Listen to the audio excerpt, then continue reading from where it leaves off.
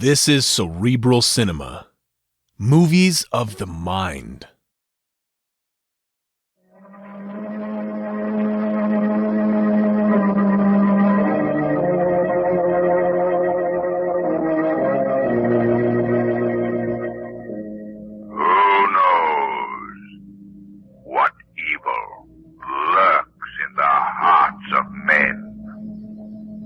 Shadow knows.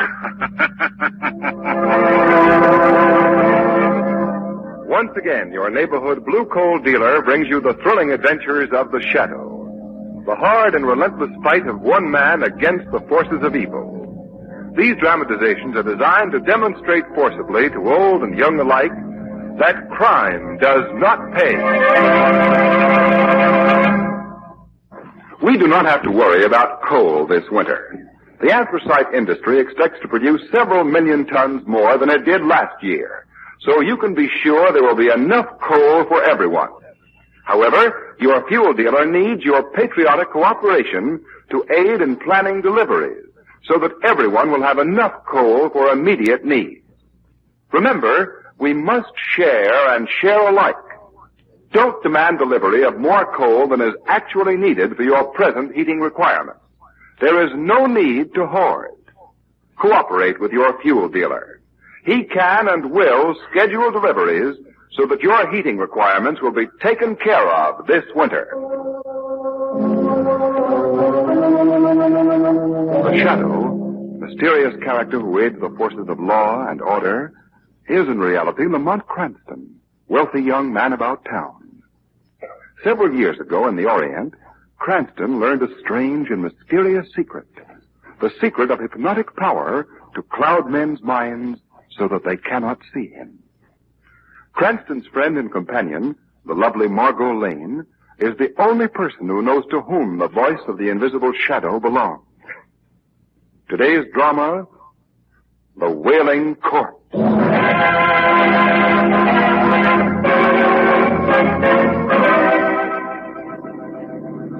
Mr. Van Dyke, as your lawyer, I protest against this fantastic idea. Danforth, my mind is made up.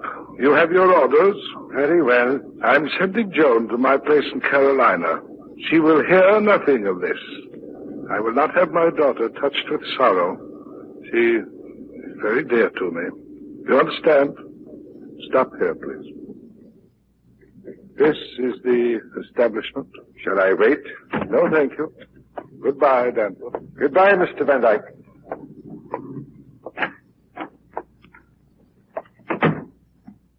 Yes? Oh, didn't see you for a second. The light is dim. We do keep it rather subdued in here. I'm Ellsworth Van Dyke. I phoned you. Yes, sir. Please sit down and we'll discuss the type of funeral you want. Casket? That's it. Is it possible to have a special casket made? Yes, but of course you realize that the price... Money is no object. Oh, I see. Well, now, what would you like? The casket must be made of some material that will withstand decay. I prefer glass. Glass? Yes, I must have it. Now, how wide is the average coffin? Approximately 3 feet. I want this one 5 feet wide. 5 feet wide? But it will take time to have it made, Mr. Van Dyke. It must be ready within 2 weeks. At that time, you can have the body changed to the special casket. But naturally, you proceed with the funeral immediately. There's not going to be any funeral. Yet. No funeral? But surely you can't wait. I can wait, Mr. Griswold. Huh? Yes. You see, I am to be the occupant of that coffin.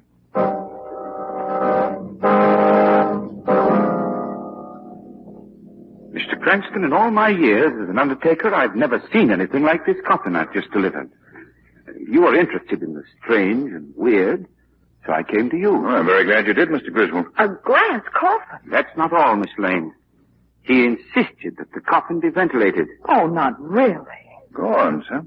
I can see there's more. Mr. Van Dyke demanded some means of communicating with the living from his coffin.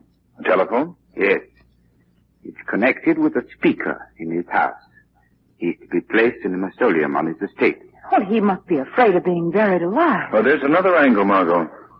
I've heard that Ellsworth Van Dyke believes that the dead can communicate with the living. Mr. Griswold, I know he has a young daughter. Any other relatives? His brother, Arthur, and his wife live with Mr. Van Dyke. Excuse me. I left this number. It may be... Hello? Yes, he's here. What? Oh. Well, I'll tell him. Come on, what's wrong? Ellsworth Van Dyke has just died suddenly. He's being placed in his mausoleum immediately.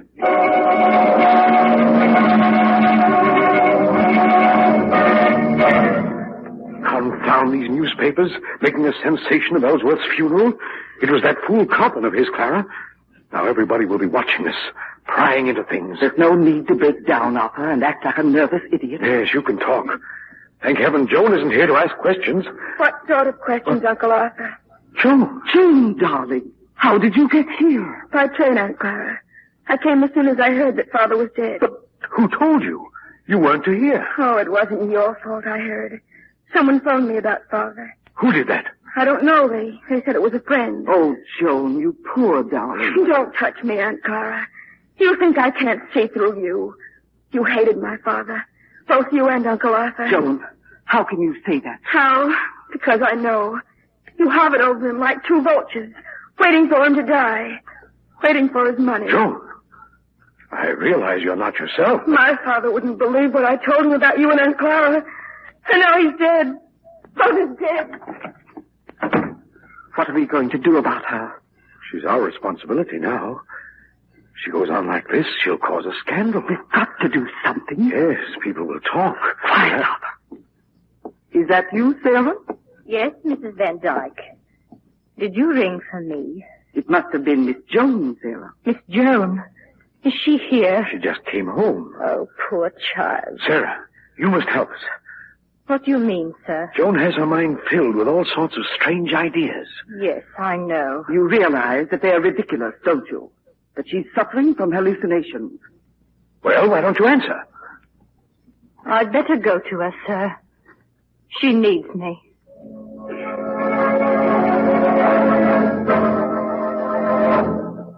Sarah. Oh, Sarah. There now, child. I'm here. Sarah, what would I do without you? There, dear. There. You must rest. Perhaps if I turn the radio on low. No, please. No, I'd better not. Might keep you awake. It's late and you must sleep now. Sarah, Father thought the dead could send messages to those they loved. Could it be? You mustn't think, Joan. Just rest. Rest. There, dear. There.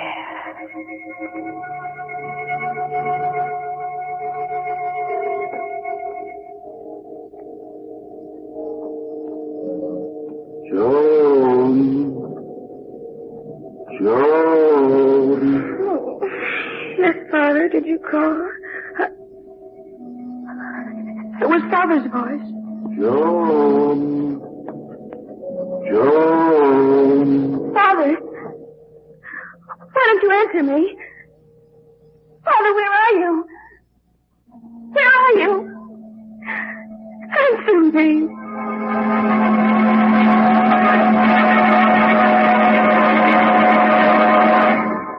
And so I came to you, Commissioner Weston, to tell you what had happened. Miss Van Dyke, you're sure you heard your father's voice? Positive. Lamont, suppose I take Miss Van Dyke into the other room for a minute. Good idea, Miss Lane. Good idea. Come on, Miss Van Dyke, come with me. Well, what do you think, Cranston?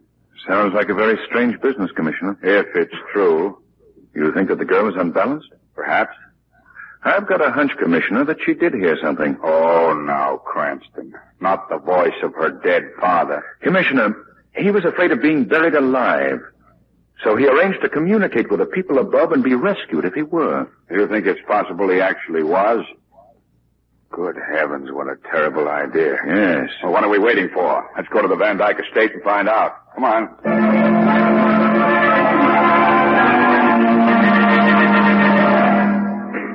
Mr. Van Dyke, you understand that the police can exhume your brother's body if circumstances justify it. Commissioner Weston, surely you don't take the ravings of a poor hysterical girl seriously enough to act on them? Uncle Arthur, you must listen to me. No, Joan, my brother is dead. He must be left in peace. Well, if he's really dead, how do you explain the voice? Voice? What voice? Miss Van Dyke says that last night she heard her father calling to her. She heard his voice? Just after 2 o'clock, I was awakened by my father calling my name. Oh, it was a dream. No, I was fully awake. I know my father's voice. Mr. Van Dyke, did you hear the voice? No, I heard nothing. If it had been my brother speaking from his tomb, everybody would have heard it. The merest whisper there is magnified into a shout in that receiver he set up in the hall. Mrs. Van Dyke, did you hear anything? Nothing.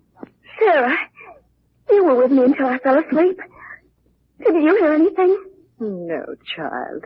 I heard nothing. You're all looking at me as though I were out of my mind or something. I tell you, I heard my father crying. Oh, doesn't anyone believe me? Joan, you must be calm. When you've had time to rest, you'll feel less excited. I want an investigation. I demand it. I won't have it, you hear? Why not? Why are you afraid to have anyone examine him? I know why. Because you murdered him. That's a lie. Hey, she should be One moment, please. Murder, eh? Now we're getting somewhere. He has no proof. Maybe we'll find proof. We've got a motive. Motive? What possible motive could I... Money. Right. Van Dyke, if you could get this girl shut up as insane, perhaps you could grab his money. That's motive for murder. My brother died a natural death. It was pretty sudden, wasn't it? He slipped away in a coma.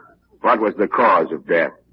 It was certified as heart failure. There was nothing wrong with my father's heart. We'll find out. I'm going to have an autopsy. May I speak, Commissioner? I was Ezra's lawyer. What is it, Mr. Danforth? I have kept silent till now, but Mr. Van Dyke will expressly forbid exhumation of his body. Now what? Just a moment. If the police decide to exhume... The heirs would lose their money. Under those conditions, any one of them could stop you by an injunction, Commissioner. Then Mr. Danforth, you're against me, too. Oh, now, Joan, dear. You're all against me. All of you. Joan, wait. Margot, come here a moment. What is it, Lamont? Let's slip away. I want to pay a visit. A visit? Yes. I want to spend an hour tonight in the tomb of Ellsworth Van Dyke.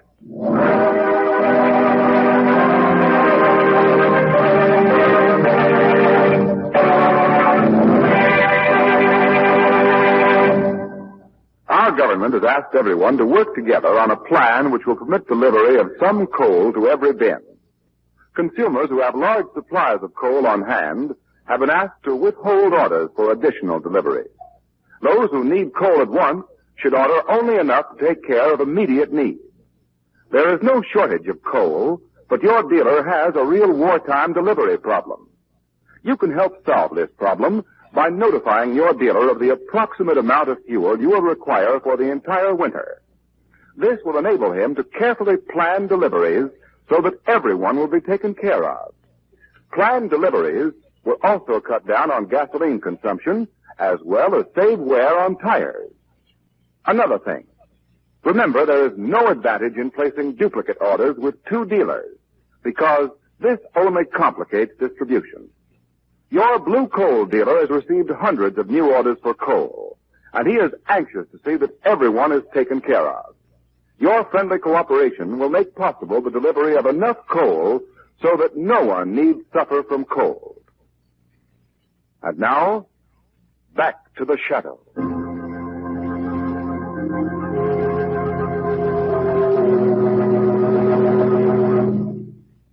Lamont, it was spooky. I wish we'd brought Commissioner Weston. Poor Weston.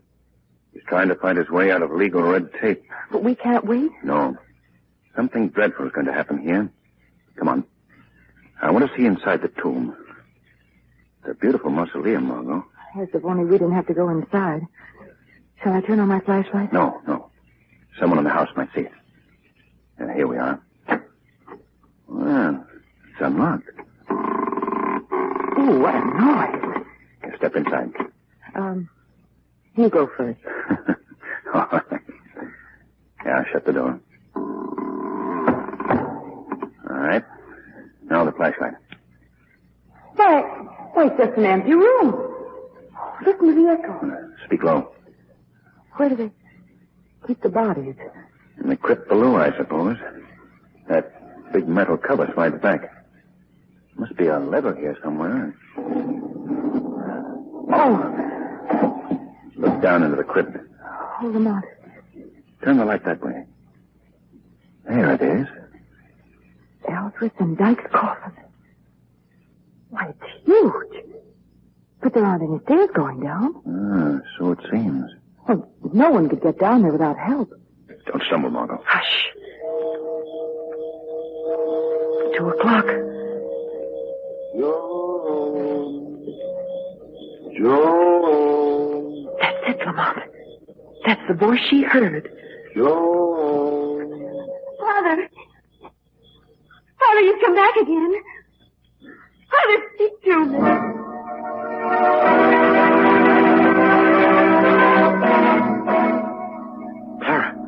Clara, are you awake? Yes, Arthur. Did you hear it? That voice. Voice? I didn't hear anything. It was Ellsworth's voice calling. Joan was right. No. I heard it. Then you're insane, too. I've got to investigate.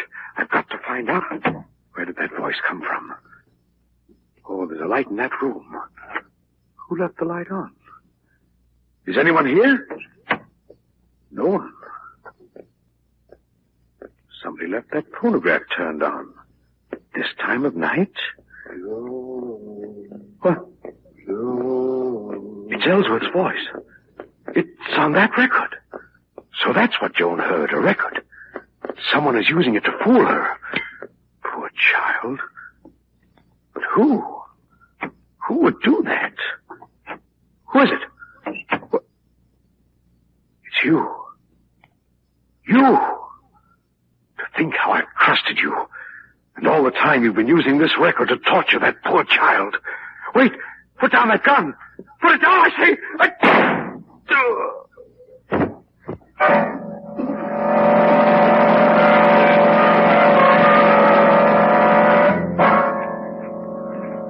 Well, Cranston, I think somebody murdered Arthur and tried to make it look like suicide. Not a very skillful job, either. Yeah.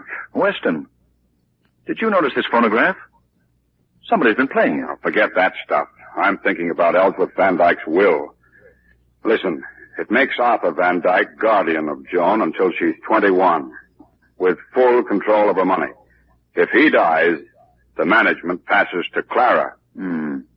I wonder if Ellsworth Van Dyke had a special reason for that. Well, the point is, 5 years control of that fortune and you could be sitting pretty. Cranston, I think our case is solved. Where are you going, Commissioner? Clara Van Dyke? Yes, Commissioner. Clara Van Dyke, I arrest you for the murder of your husband.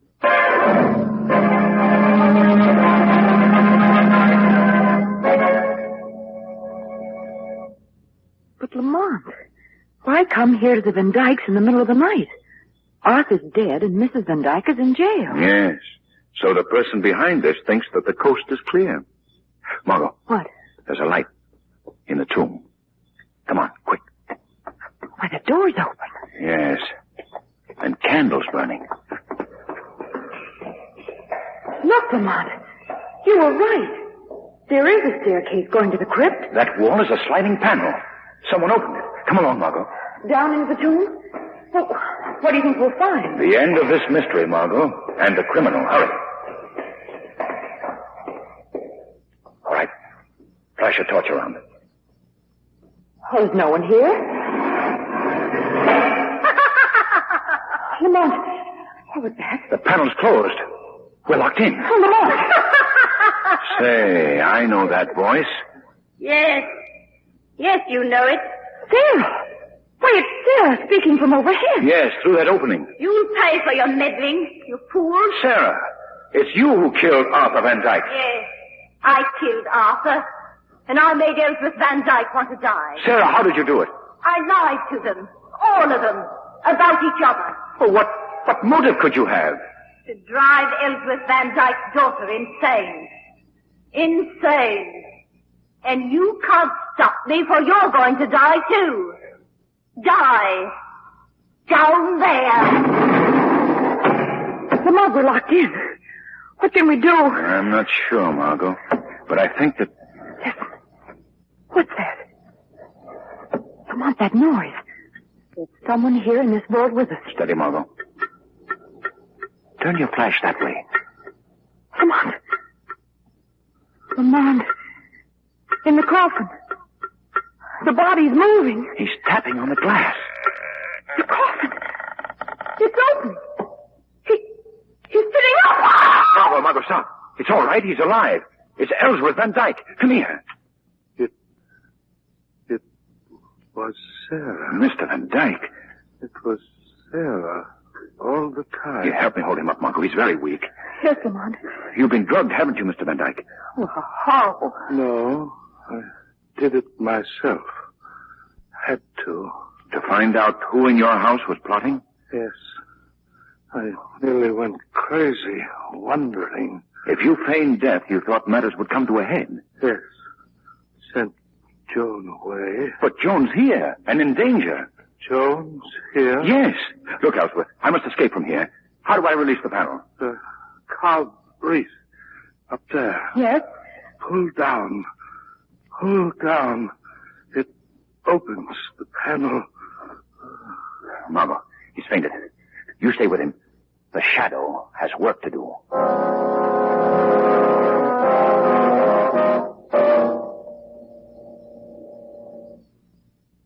Joan. Wake up, Joan. What? What's there? I was dreaming. I had such bad dreams. I'm glad you're here. Yes. I'm here, Joan. Pains in my head are awful.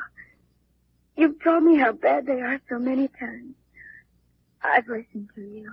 Listen to me now, Joan. What was that? The door opened. Is someone there? No, it must have been the wind. No, Joan. Tell me that I'll get well, Sarah. No. No, you'll never get well. Slowly you'll sink down into the quicksands of insanity. No. Your brain will turn soft. No. Your eyes will stare sightlessly from your head. Sarah, don't say that. You will pay for the pain you've caused me. What have I done to you? You stood in my way. Always. Sarah, I didn't know. No, Joan, my darling, you didn't. But you'll pay just the same. I swore I'd avenge myself on you all. And I have. Your father is dead. His death hastened by the worry I planted in his mind. And you, my dear, are going insane. No, Sarah. No. I murdered your Uncle Arthur, and your Aunt Clara will pay for it with her life. Now, there's only you. I'll go to the police. I'll tell them. No, you won't, Joan, my dear. I will. You'll do as I say, Joan. Sarah. Here. Sit down. Sit down, I say, at your desk. Now write this. I can't live without you. Without Father. Father. I am following you. I'm following you. Sign your name. Sign your name. All right. Everything's ready. Now, there's no reason for you to live, is there? No reason. Open the door of your desk. A gun. Yes. A gun. Place it against your heart. Now I can go to my father. Pull the trigger, Joan. It'll be very easy. Pull the trigger. Why did you throw the gun to the floor? She didn't. The shadow did. Shadow? Where are you? Where did you come from? I can't see you. The shadow cannot be seen by mortal eyes. I've come to right a wrong, to save this girl from your evil plans, and to make you pay for your crimes. You can't save her. It isn't safe to defy the shadow. Tell the truth. Why did you commit these crimes? You said Joan stood in your way. How? Tell me. Her father loved me. Go on. And he would have married me. If his brother and that wife of his hadn't told him it was unfair to Joan. So you plotted against his family. I hated them.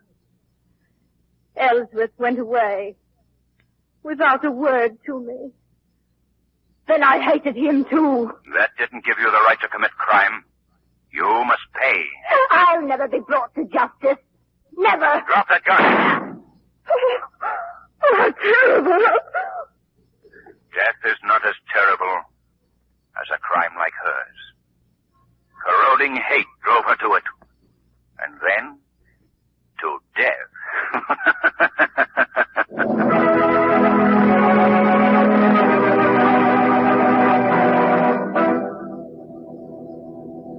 Oh, Lamont. What a nightmare. But you say Joan's all right. She's taking care of her father. And that'll help her to forget the horror she's been through. The doctor says he'll recover. Why, Lamont, he must have been mad to do such a thing. Well, half mad for the moment. But did Joan really hear him calling from the tomb? No, Margot. He was in a stupor for 60 hours from the drug he took. As for the voice, years ago Ellsworth made a phonograph record of his own voice calling Joan. Sarah played it. But, Lamont, how could Joan hear the record? Well, the phonograph was connected to Joan's radio with a wireless pickup from the other room.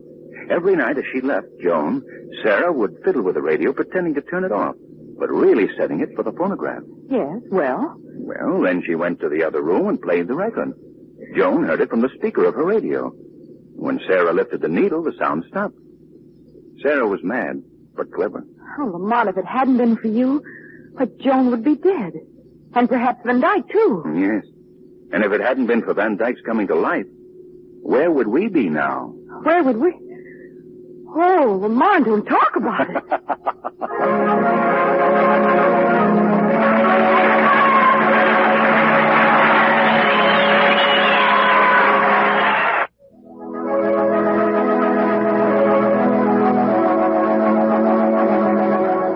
The Shadow program is based on a story copyrighted by Street and Smith Publications.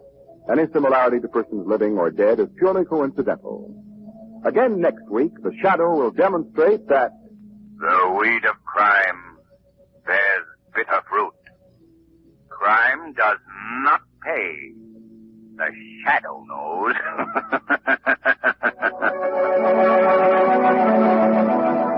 next week, same time, same station, your friendly Blue Coal dealer brings you another strange and thrilling adventure in the Shadow's daring battle against the forces of evil. Be sure to listen. This story produced by the BL&W Coal Company, distributors of Blue Coal.